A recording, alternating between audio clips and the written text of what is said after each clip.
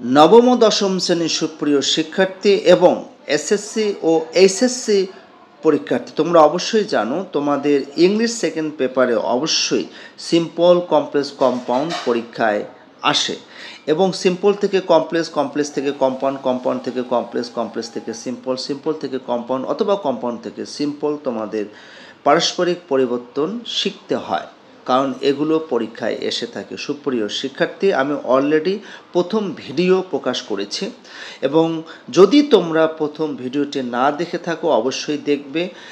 আজকে আমি simple, complex, কম্পাউন্ডের পারস্পরিক পরিবর্তনের দ্বিতীয় ভিডিওটি প্রকাশ করতে চলেছি। সুপ্রিয় শিক্ষার্থী, যদি তোমরা ভিডিওটি প্রথম থেকে শেষ পর্যন্ত দেখো তাহলে অবশ্যই তোমরা এই তিনটি সেন্টেন্সে পারস্পরিক পরিবর্তন করতে পারবে। তাহলে আমরা শুরু করছি।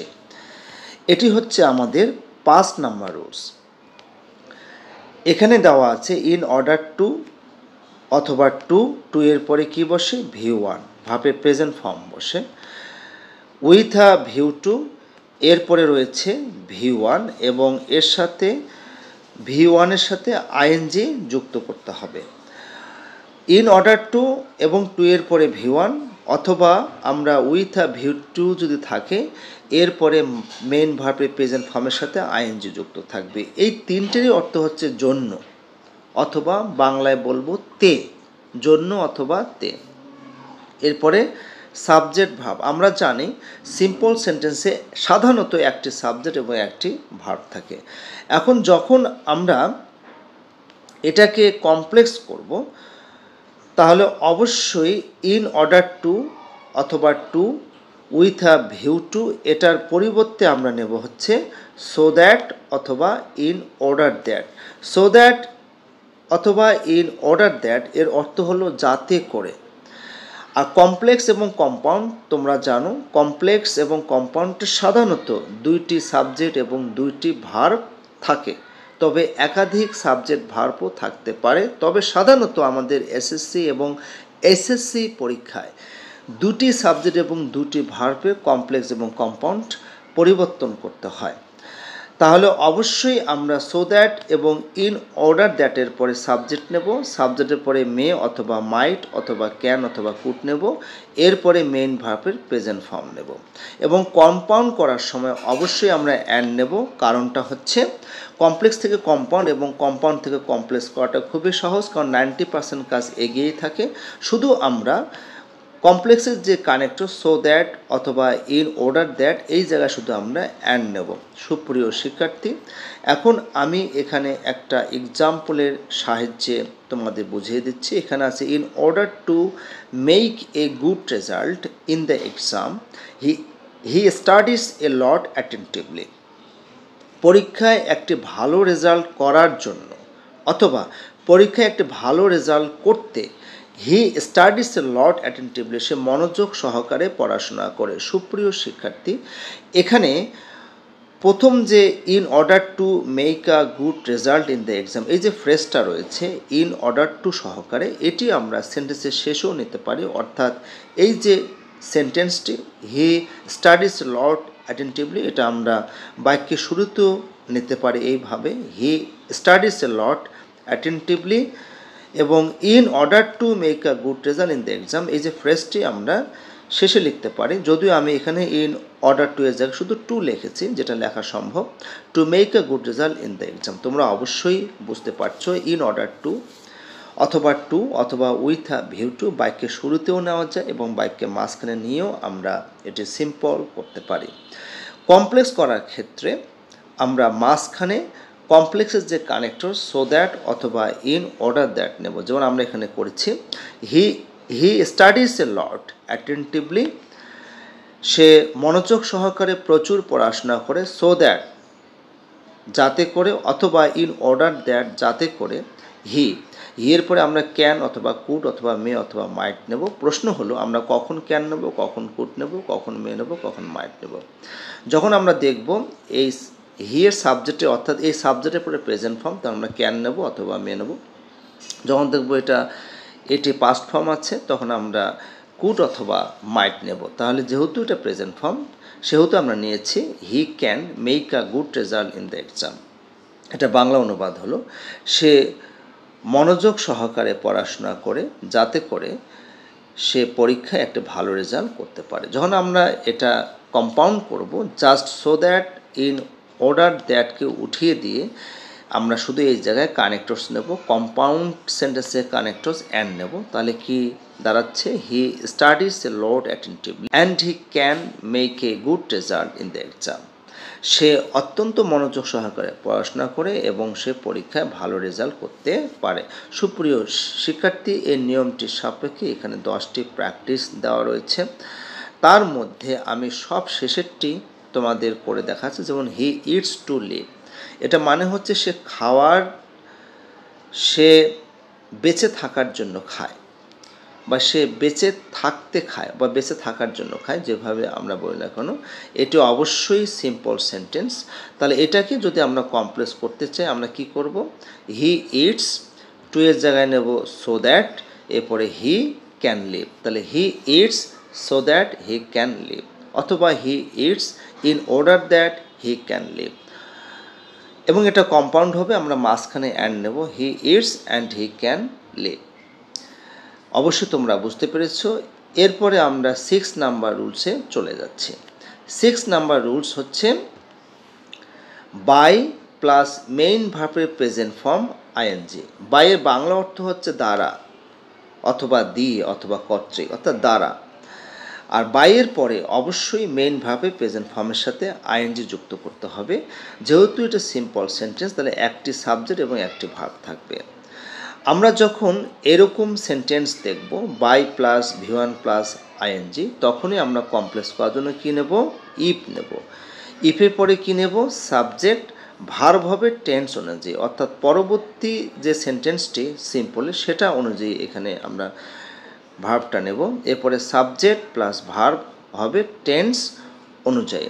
কম্পাউন্ড করার জন্য অবশ্যই আমরা মাঝখানে কী নেব, অ্যান্ড নেব, এবং সাবজেক্ট প্লাস ভার্ব হবে। এখন এখানে একটি এক্সাম্পল দিয়ে আমি তোমাদের বুঝিয়ে দিচ্ছি। By working hard he can reach his goal, কঠোর পরিশ্রম দ্বারা সে তার লক্ষ্যে পৌঁছতে পারে। বাই ওয়ার্কিং হার্ড, এই যে ফ্রেজটি আমরা শেষেও নিতে পারবো, তাহলে he can reach his goal, এটা বাক্যের শুরুতে চলে আসবে। He can reach his goal, সে তার লক্ষ্যে পৌঁছতে পারে বাই ওয়ার্কিং হার্ড, কঠোর পরিশ্রম দ্বারা।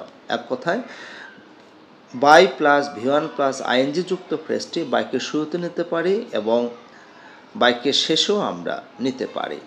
এবং যখন আমরা এটাকে কমপ্লেক্স করব, যে জায়গায় by plus V1 plus ING থাকবে, ঠিক সেই জায়গাতেই আমরা কী নেব, ইফ নেব। যেমন এখানে বাই V1 প্লাস আইএনজিটা এখানে আমরা মাঝখানে ছিল, আমরা মাঝখানে নিয়েছি, তাই এখানে হবে if he works hard he can reach his goal. এখানে আমরা কেন ওয়ার্কস নিলাম, V1 কেন নিলাম, কারণ এখানে ক্যানটা প্রেজেন্ট ফর্ম আছে তাই। তারপরে এখানে হি can reach his goal if he works hard. তাহলে তোমরা অবশ্যই কিন্তু বুঝতে পারছো যে এখানে আমরা মাঝখানে ছিল বাই প্লাস V1 প্লাস কি আইএনজি, তাই আমরা মাঝখানে কিন্তু ইফ নিয়েছি। By plus V1 plus ING এটা বাক্যের শুরুতে ছিল, আমরা কিন্তু বাক্যের শুরুতে ইফ নিয়েছি। যখন আমরা কম্পাউন্ড করব উভয় ক্ষেত্রে আমরা মাঝখানে কী নেব, অ্যান্ড নেব। যেমন হচ্ছে এখানে he works hard and he can reach his goal, সে কঠোর পরিশ্রম করে এবং সে তার লক্ষ্যে পৌঁছতে পারে।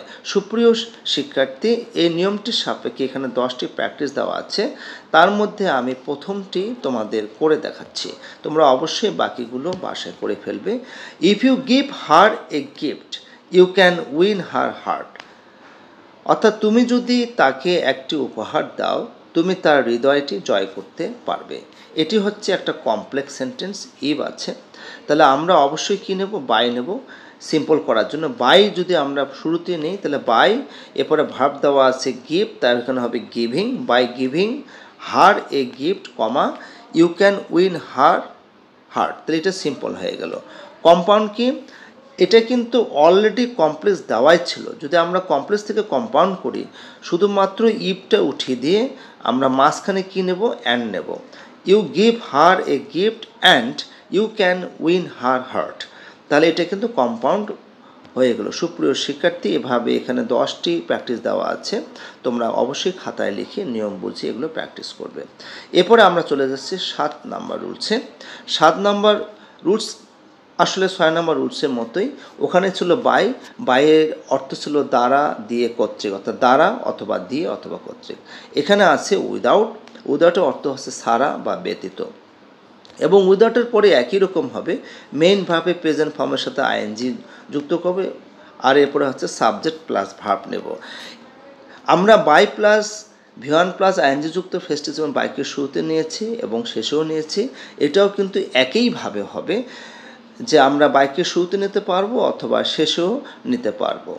আর এটি যখন without plus V1 plus ING থাকবে তখন অবশ্যই আমরা কমপ্লেক্স কজন শুরুতে কী নেব, ইফ নেব, এরপরে সাবজেক্ট নেব। তবে এখানে প্রধান লক্ষণীয় বিষয় হলো এখানে আমাদের নেগেটিভ ভার্ব করতে হবে টেন্স অনুযায়ী। যদি উইদাউট দিয়ে সিম্পল করা থাকে, কমপ্লেক্স করার জন্য আমরা ইফ নেব, ইফের পরে সাবজেক্ট নেব, এবং সাবজেক্টের পরে অবশ্যই নেগেটিভ ভার্ব করতে হবে টেন্স অনুযায়ী।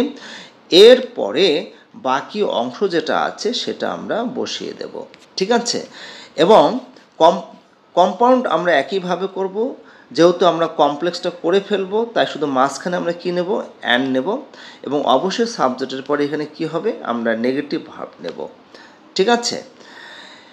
এখন এখানে আমি তোমাদের একটা উদাহরণ দিচ্ছি যে without working hard he can not reach his গোল।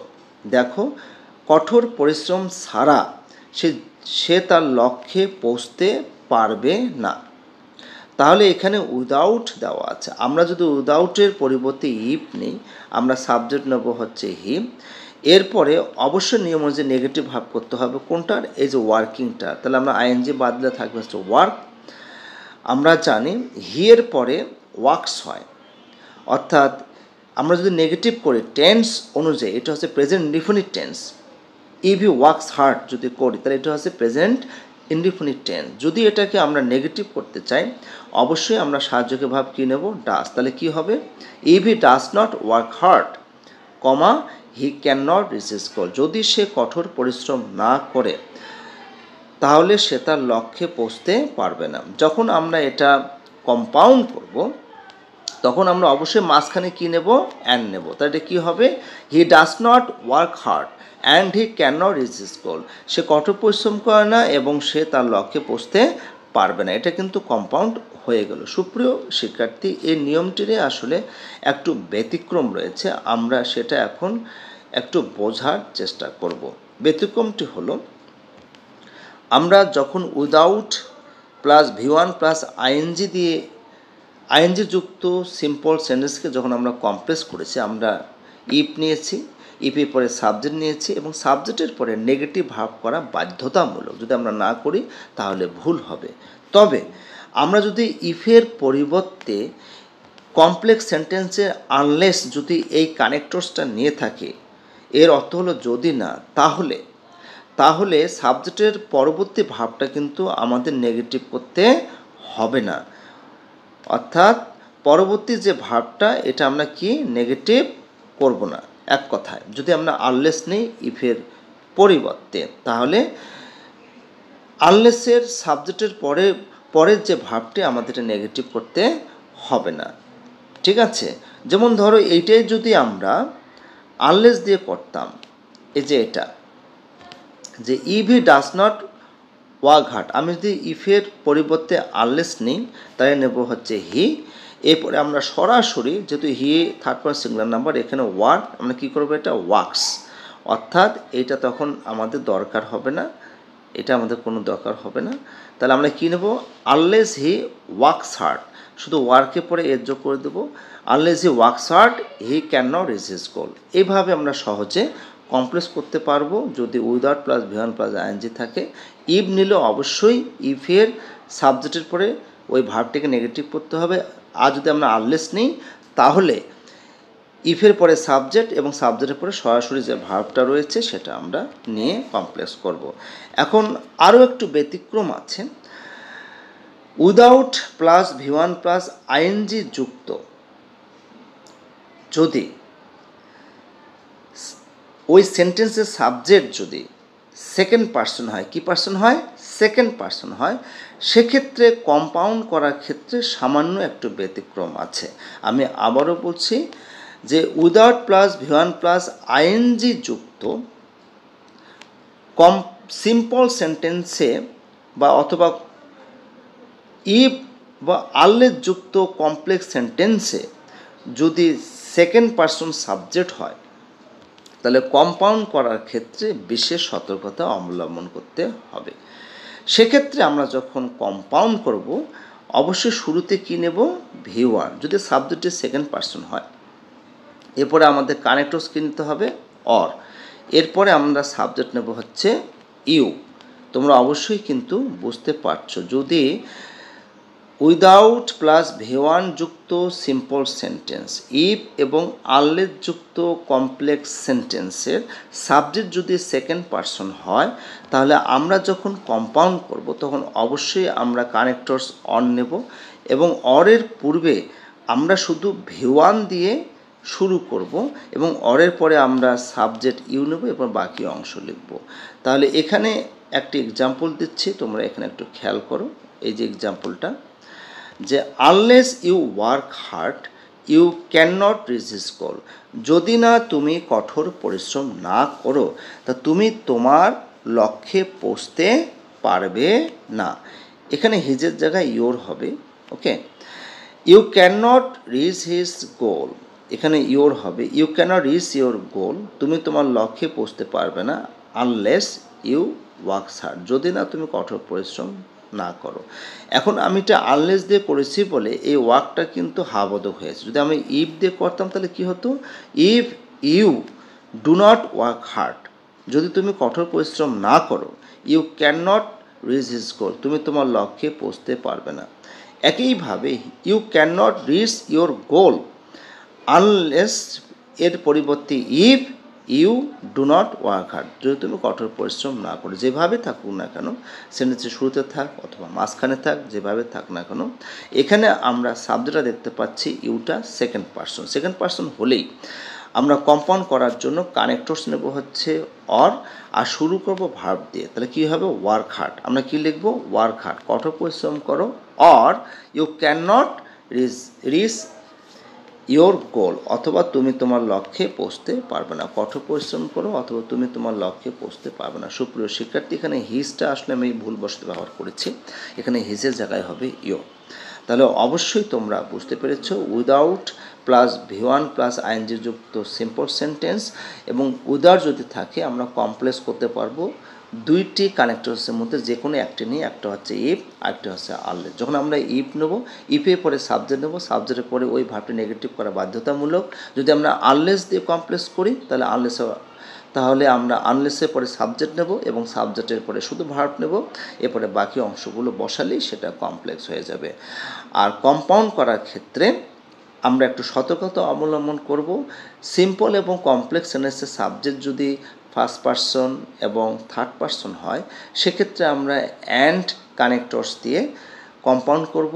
অবশ্যই অ্যান্ড কানেক্টরসের দুই পাশে সাবজেক্ট এবং ভার্ব থাকবে। কিন্তু যদি সিম্পল এবং কমপ্লেক্স সেন্টেন্সে সাবজেক্ট যদি সেকেন্ড পার্সন হয় উইদাউট প্লাস V1 যুক্ত সিম্পল সেন্টেন্সের এবং আনলেস বা ইফ যুক্ত কমপ্লেক্স সেন্টেন্সের সাবজেক্ট যদি সেকেন্ড পার্সন হয় তাহলে আমরা কম্পাউন্ড করার ক্ষেত্রে অবশ্যই অর কানেক্টরস ব্যবহার করব এবং সেক্ষেত্রে আমরা অবশ্যই মেইন ভার্ব দিয়ে বাক্যটি শুরু করব, অর্থাৎ সাবজেক্ট নেওয়া যাবে না। সুপ্রিয় শিক্ষার্থী, তোমরা অবশ্যই নিয়মটি বুঝতে পেরেছো। এখানে তোমাদের জন্য কিন্তু 10টি প্র্যাকটিস বা এখানে আমি দেখতে পাচ্ছি 11টি প্র্যাকটিস রয়েছে। তার মধ্যে আমি প্রথমটি তোমাদের একটু করে দেখাচ্ছি। যেমন এখানে আছে without reading more we can't acquire knowledge.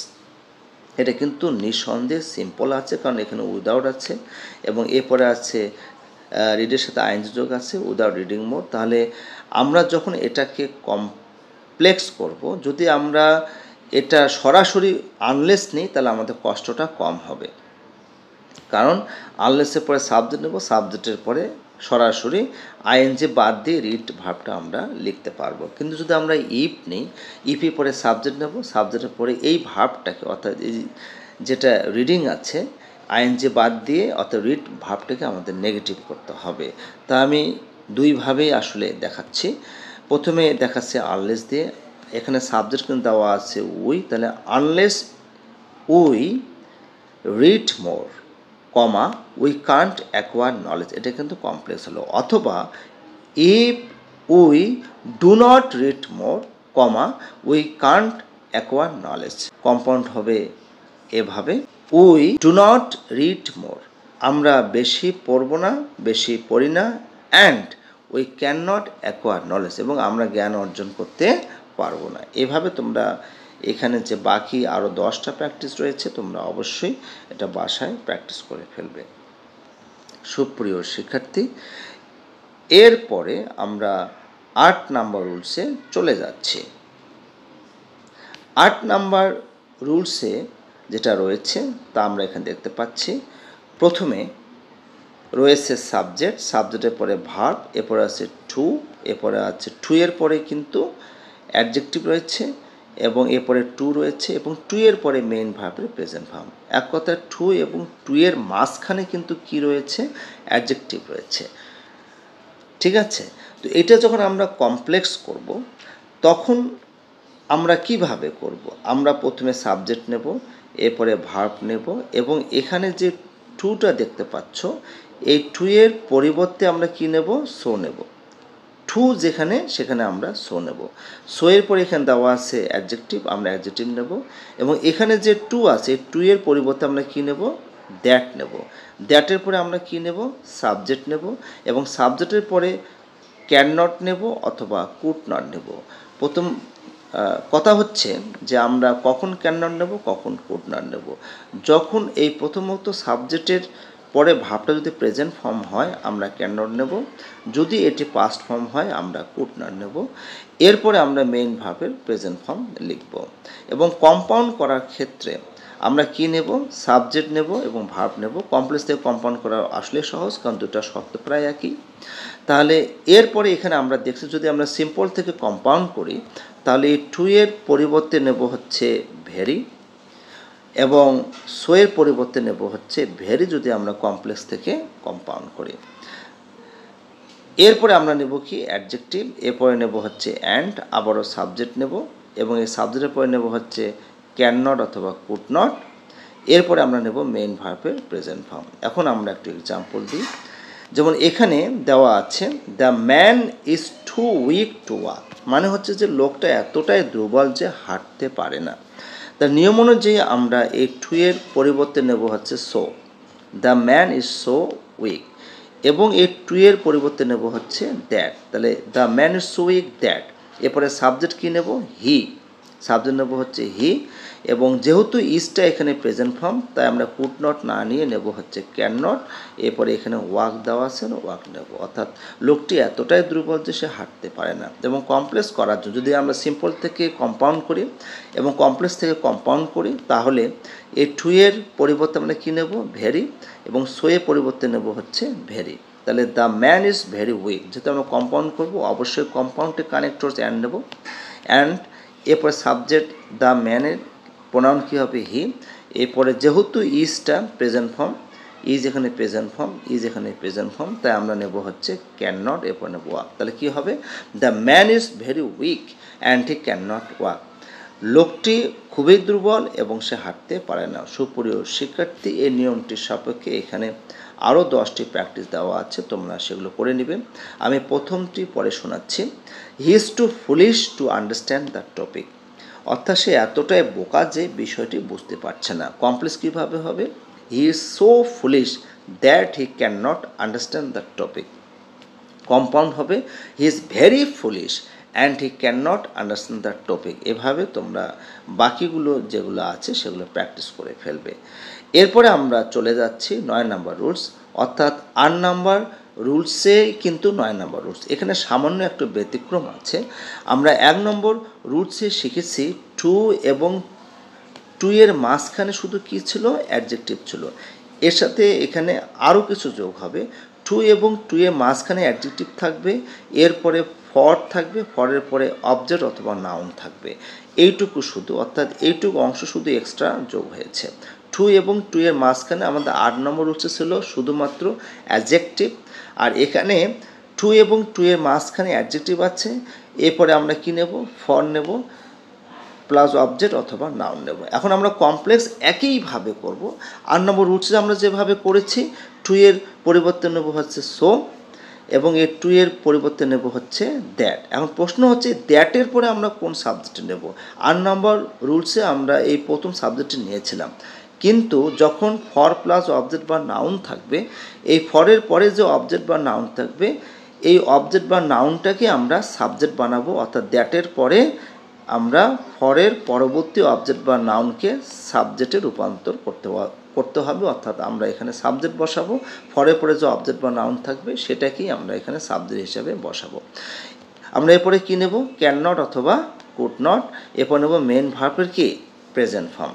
Compound করার জন্য একইভাবে আমরা কী নেব, কানেক্টরস অ্যান্ড, এবং সিম্পল থেকে কম্পাউন্ড করতে গেলে টু এর পরিবর্তে নেব হচ্ছে ভেরি, এবং কমপ্লেক্স থেকে কম্পাউন্ড করতে গেলে সো এর পরিবর্তে নেব হচ্ছে ভেরি।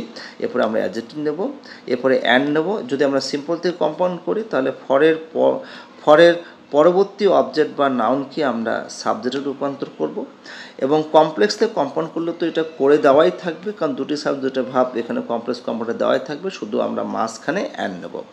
তাহলে কি দাঁড়াচ্ছে, the load is very heavy and he can not carry ইট, অর্থাৎ বোঝাটি এতটাই ভারী যে সে বহন করতে পারছে না। এখানে দেখো, the load is too heavy for him to carry, যে ফর হিম, তার মানে এখানে টু এবং টু এর মাঝখানে অ্যাডজেক্টিভ হেভি রয়েছে এবং ফর প্লাস অবজেক্ট রয়েছে। তাহলে কমপ্লেক্স করার জন্য অবশ্যই টু এর পরিবর্তে কী নেব, so the load is so heavy. এরপরে এর টু এর পরিবর্তে নেব হচ্ছে দ্যাটের পর সাবজেক্ট নেব। কোনটা সাবজেক্ট নেব, এই ফরের পরে যে অবজেক্ট থাকবে সেই অবজেক্টটাকে সাবজেক্ট করবো। তাহলে কি হি, যেহেতু ইজটা প্রেজেন্ট তাহলে আমরা নেব হচ্ছে ক্যান নট ক্যারি ইট। আর এটা কম্পাউন্ড কী হবে, the load is very heavy, অর্থাৎ সো এর পরিবর্তে ভেরি এবং টু এর পরিবর্তে ভেরি। আর কম্পাউন্ডের কানেক্টর হচ্ছে অ্যান্ডের পরে সাবজেক্ট নেওয়া বাধ্যতামূলক, তাই আমরা সাবজেক্ট নিলাম হি, এরপরে হবে ক্যান নট ক্যারি ইট। সুপ্রিয় শিক্ষার্থী, এই নিয়মটির সাপেক্ষেও কিন্তু এখানে মোট 10টি রুলস দেওয়া আছে। তার মধ্যে আমি দ্বিতীয় যে প্রশ্নটি আছে সেটা তোমাদের বুঝিয়ে দিচ্ছি। যেমন the car is so costly that they can not purchase it, অর্থাৎ কারটা এতটাই দামি যে তারা এটা কিনতে পারছে না। এখানে কিন্তু দেওয়া আছে কমপ্লেক্স সেন্টেন্স। আমরা কি করব, সিম্পল আর কম্পাউন্ড করব। সিম্পল করতে গেলে আমরা সো এর জায়গায় কী লিখব, টু। যে কী হবে, the car is too costly. এরপরে যেহেতু দ্যাটের পরে দে সাবজেক্ট আছে এবং দ্য কার আলাদা subject, the car is, so এর পরিবর্তে নেব too, the car is too costly. এরপরে আমরা ফর নেব, ফরের পরে দের অবজেক্ট কী নেব, দেম। তাহলে the car is too costly for them. এরপরে হচ্ছে টু নেব, টু পারচেজ ইজ, এটা সিম্পল হয়ে গেল। যেহেতু এটা কমপ্লেক্স দিয়ে দেওয়াই আছে তাহলে আমরা মাঝখানে অ্যান্ড নেব আর সো এর পরিবর্তে ভেরি লিখব। তাহলে কী হবে, the car is very costly that they can not purchase it. সুপ্রিয় শিক্ষার্থী, তোমরা অবশ্যই বুঝতে পেরেছ, নিয়ম অনুযায়ী তোমরা এই 10টি ট্রান্সফরমেশন করে ফেলবে। আজকে এই পর্যন্তই। তৃতীয় পার্টটি অবশ্যই দেখবে যদি সম্পূর্ণরূপে সিম্পল কমপ্লেক্স কম্পাউন্ড বুঝতে চাও। তোমরা সবাই ভালো থাকবে।